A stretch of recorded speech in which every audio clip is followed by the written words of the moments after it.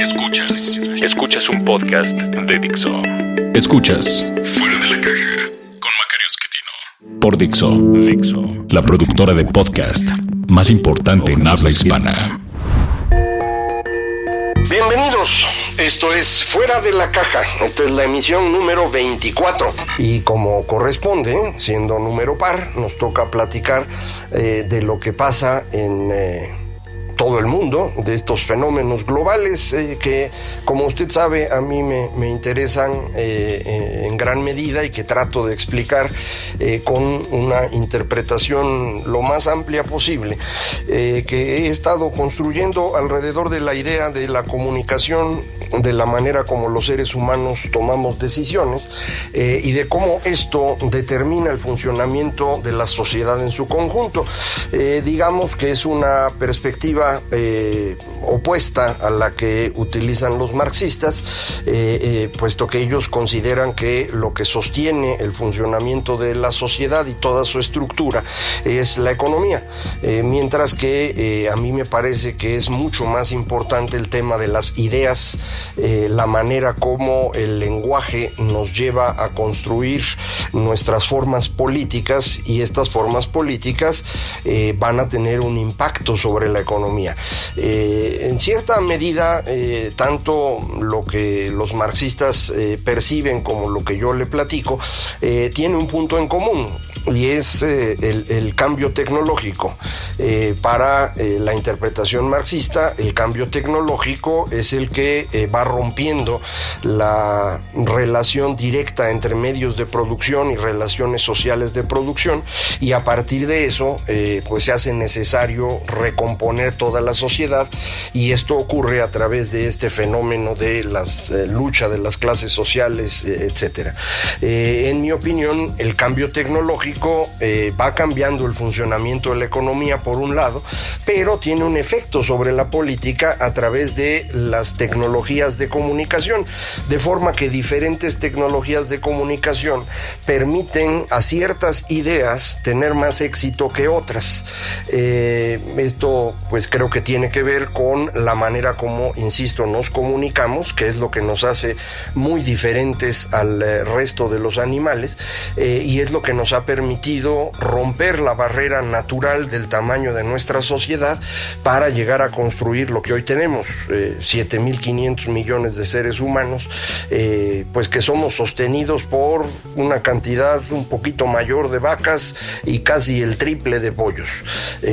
Yo sé que eso no es tan importante, pero bueno, hay que acordarnos que los únicos animales que han tenido un éxito reproductivo similar a los seres humanos son de dos tipos: o los que viven con nosotros porque son nuestras mascotas o nuestro alimento, o los que viven de nosotros como las ratas o las cucarachas, que pues se alimentan de lo que nosotros producimos, y les ha ocurrido lo mismo que al ganado, han tenido un gran éxito reproductivo. Todos los demás animales pues se han mantenido en poblaciones pequeñitas, o algunos incluso pues nos los hemos ido llevando en el camino.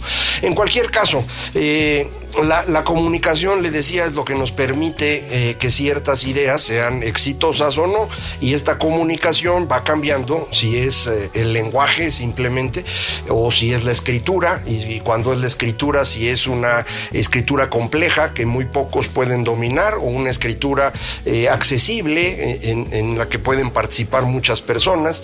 La imprenta, dentro de la imprenta es un momento distinto cuando aparecen los periódicos en el siglo XVIII, fundamentalmente, los medios masivos de comunicación, el cine, la radio, la televisión, y más recientemente las redes sociales. Si esta idea es correcta, entonces la dinámica del cambio social está asociada con estas tecnologías de comunicación que hacen que, decía yo, ciertas ideas empiecen a ser útiles o más exitosas. El asunto importante es que esas ideas pueden realmente competir por la hegemonía cuando se rompe la interpretación del mundo que la sociedad había estado utilizando.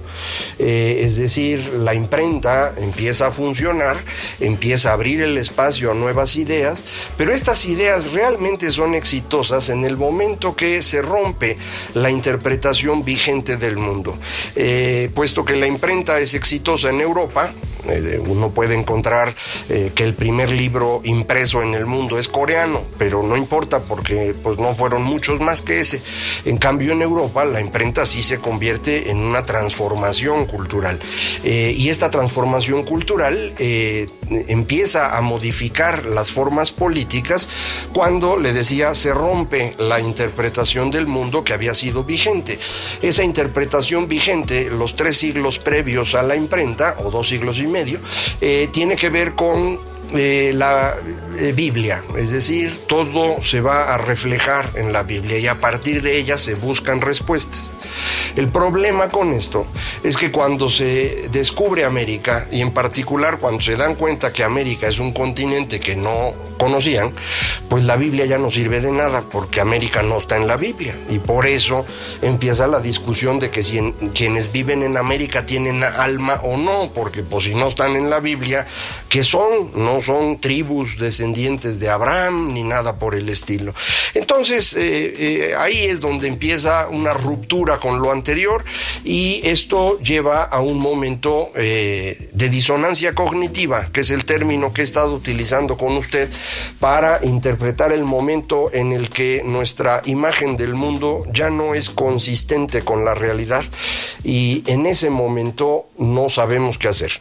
Y cuando no sabemos qué hacer los seres humanos, pues recurrimos a la intuición, a los sentimientos, a tomar decisiones que están centradas fundamentalmente en la panza y no en el pensamiento ordenado y reflexivo.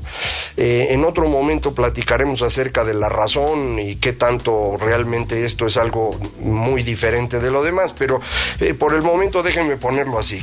Este momento sentimental, este momento de ruptura con lo anterior, es un momento de miedo, y cuando nos da miedo y tenemos que decidir con los sentimientos, nos ponemos bien violentos. Todas las ocasiones en las que ha habido esta ruptura han sido acompañadas de momentos de gran violencia.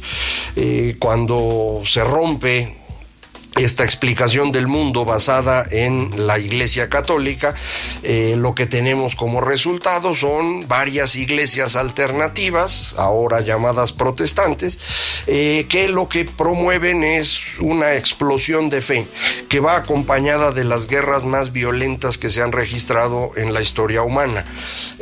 Aun cuando nosotros tenemos la imagen de que la Segunda Guerra Mundial, o la Primera, o las 2 guerras mundiales del siglo XX fueron las que más muertos produjeron, como proporción de la población, las guerras del siglo XVI, inicios del XVII, son las peores. Esto termina conforme la razón va avanzando. Déjenme seguir usando este término, y de veras le prometo que en una emisión próxima voy a meterme más al detalle. La razón regresa primero con Descartes, luego con Hobbes, luego Spinoza, luego Locke, que en este periodo de la segunda parte del siglo XVII empiezan a sentar las bases de lo que después conoceremos como la Ilustración. Y ahí nos serenamos y empezamos a construir sociedades un poquito más ordenadas y por lo tanto prósperas. Empezó Países Bajos, lo siguió Gran Bretaña después de la Revolución Gloriosa, que en los hechos significa el traslado de la monarquía de Holanda a instalarse en la Casa Real Británica, y desde entonces Gran Bretaña empieza a ser algo totalmente diferente a lo que hasta entonces era, y por eso llega a ser el país más poderoso del mundo, pues un poco de tiempo después, 100 años después, 150 años después, Gran Bretaña ya es totalmente la potencia central del mundo. Entonces, estos procesos son los mismos que vamos a estar viendo alrededor del romanticismo y luego el positivismo. positivismo, del arranque de las grandes guerras del siglo XX y después el periodo llamado neoliberalismo, que pues ahora tiene muy mala fama en general en el mundo, pero ahora especialmente en México. Y sin embargo, pues los 50 años o 40 años que inician en 1968 son los que nos dan la mayor reducción de pobreza en el mundo, el mayor crecimiento económico en términos reales, y que con esto quiero decir extendidos a todo el planeta y no únicamente a Europa o a los países salidos de Europa, de forma pues que fue una época muy buena, pero terminó como termina todo, y terminó cuando la gran recesión de 2008 pone en duda la interpretación del mundo que estaba centrada en la libertad de los mercados, la globalización y un sistema financiero global que aparentemente podía sostener este crecimiento y esta reducción de pobreza eternamente. En 2008 nos damos cuenta de que hay una falla seria en el núcleo del sistema financiero, una falla que tiene que ver con características elementales de los seres humanos como la codicia, la avaricia, etcétera, pero el caso es que ocurre y en ese momento pues nos entra la duda, si eso no sirve, pues entonces ¿qué sirve? Y de pronto pues muchas personas que no les había ido mal empiezan a pensar que les pudo haber ido mucho mejor y que deberían ser tan ricos, pues no sé, como Jeff Bezos o como el señor de Microsoft, Bill Gates, o como el finado Steve Jobs, y por qué a ellos no les tocó eso, y esta sensación es la que empieza a dividir a la población en esto que ellos muchos llaman el 99% que se quedó atrás, y nos empiezan a decir que la desigualdad ha crecido de manera espectacular en los últimos años, pero para mostrar esto necesitan entrar a un nivel de detalle que nunca antes habíamos visto, porque cuando uno ve datos de desigualdad como siempre se han medido en montoncitos de 10% o incluso en montones de 1% de la población, usted no va a encontrar que el 1% tiene más ingresos o ha tenido un mayor crecimiento en su ingreso de lo que había ocurrido en otras épocas. Pero si se va al 1% del 1%, es decir, al 0.01%, sí puede encontrar estas grandes riquezas. Y pues, obvio, si ahí está el señor Bill Gates, y si ahí está Jeff Bezos, y si ahí está Steve Jobs y todos estos personajes, bueno, pues es obvio que ellos están ganando cantidades de dinero que para el 99.99% no hay manera de ganar.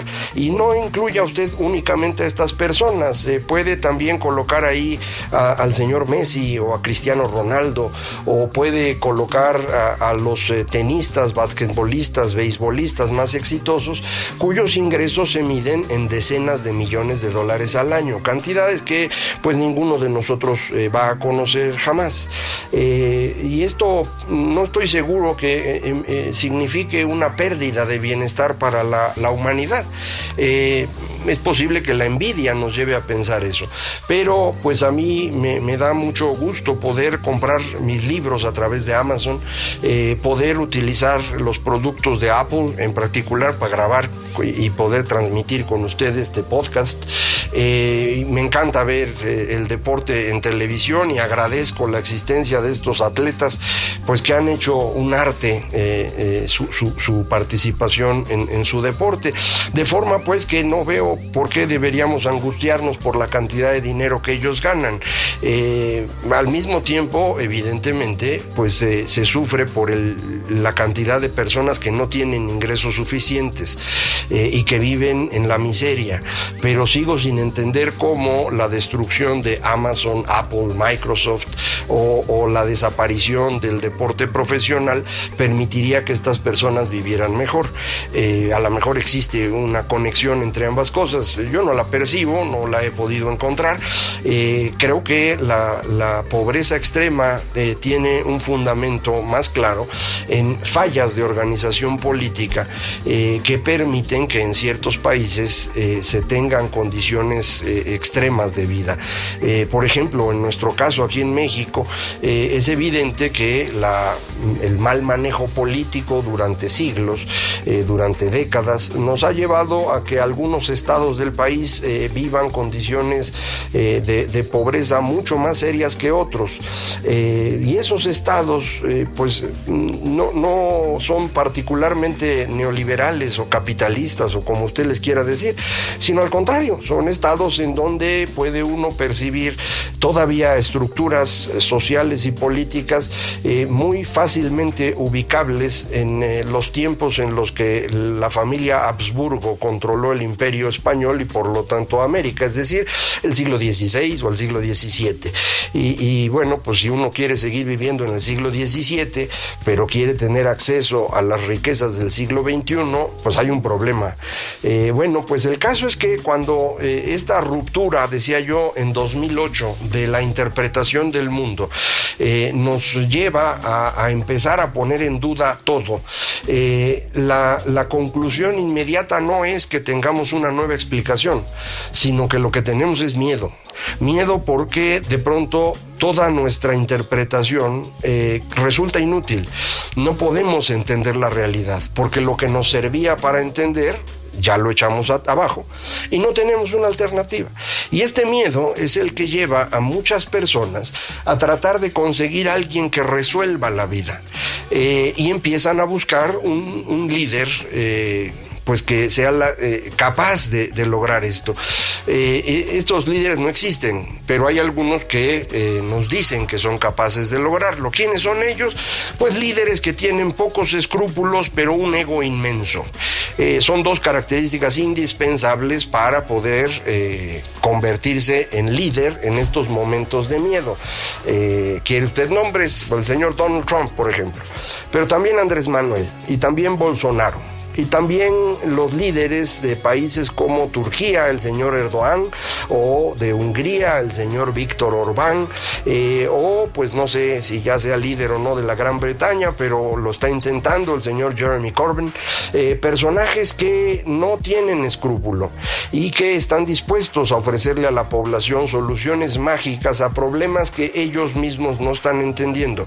Una cosa curiosa es que todas estas personas que he mencionado son ya de edad avanzada, es decir, son mayores que yo, eso ya es edad avanzada, y esto significa que muy probablemente ni siquiera entiendan el por qué las tecnologías de comunicación nuevas destruyeron una interpretación del mundo. No importa, ellos dicen que tienen la solución, la gente les cree, y esto genera una relación religiosa entre el líder y la masa. Y esta relación religiosa es un problema mayor porque no hay manera de romperla. Vea usted el caso de Donald Trump. Lleva 2 años en el poder. En estos 2 años no ha tenido una actuación, pues yo no diría ni decorosa. La única medida que muchas personas le aplaudieron fue la reducción de impuestos. Los resultados de esa reducción de impuestos sí han causado mayor desigualdad, porque esta reducción de impuestos va preferentemente a personas de ingresos muy elevados y sobre todo a empresas, y no a la mayor parte de la población. Entonces, eso es lo único que yo creo que se le puede reconocer que ha hecho, y pues no es una cosa buena. Aún así, el señor sigue teniendo un respaldo del 40% de los estadounidenses, que es más o menos los que votaron por él. ¿Quiénes son ellos? Los que usted quiera, los podríamos describir, no lo voy a hacer ahorita, pero no importa. Ellos están detrás del señor Donald Trump, haga lo que haga. Él lo dijo con claridad durante la campaña. Hubo un momento que dijo, mire, si yo voy a la Quinta Avenida y mato a alguien, eso no va a causar una pérdida de popularidad. Tenía razón. Bueno, lo mismo estamos viendo en el caso de México. El señor López Obrador, en el poco tiempo que lleva en la presidencia, lo que ha hecho, por ejemplo, es tirar a la basura $8,000 millones en un país que no le sobran. La gente le aplaudió. Me estoy refiriendo a la cancelación de la construcción del aeropuerto. A la basura, $8,000 millones, y la gente lo aplaudió. Decidió que el ejército es el que tiene que cuidar de nuestra seguridad, y pues la opinión de la población, que no era positiva para el ejército, de pronto es mayoritariamente positiva. Se le ocurrió cerrar los ductos de gasolina porque con eso iba a bajar el asunto del robo de combustible, cosa que todo indica que no tiene sentido, pero no importa. El 80 o 70 o 60% de los mexicanos, ya las encuestas se irán afinando, está con él. Y esto para mí es muy importante. Hay 2/3 partes de los mexicanos que al mes de la elección estaban convencidos de que López Obrador era de lo mejor que podía haber llegado a este país y que estaban seguros que en menos de un año iba a resolver los problemas económico, político y de seguridad. Y estas personas, en mi opinión, no van a cambiar su perspectiva. Van a seguir pensando lo mismo, no importa lo que pase. ¿Por qué? Porque es una relación religiosa, es un tema de creencias. Y frente a la creencia, la evidencia no sirve. No importa cuántos números hagamos, no importa cómo demostremos las cosas, nadie nos va a creer. Estas 2/3 partes de los mexicanos van a seguir a López Obrador prácticamente a donde vaya. Y esto, bueno, pues es un tema que yo creo que es relevante.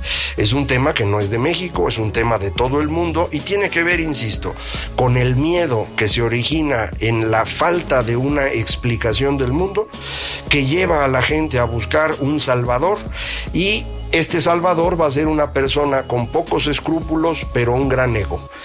Esto es un fenómeno global.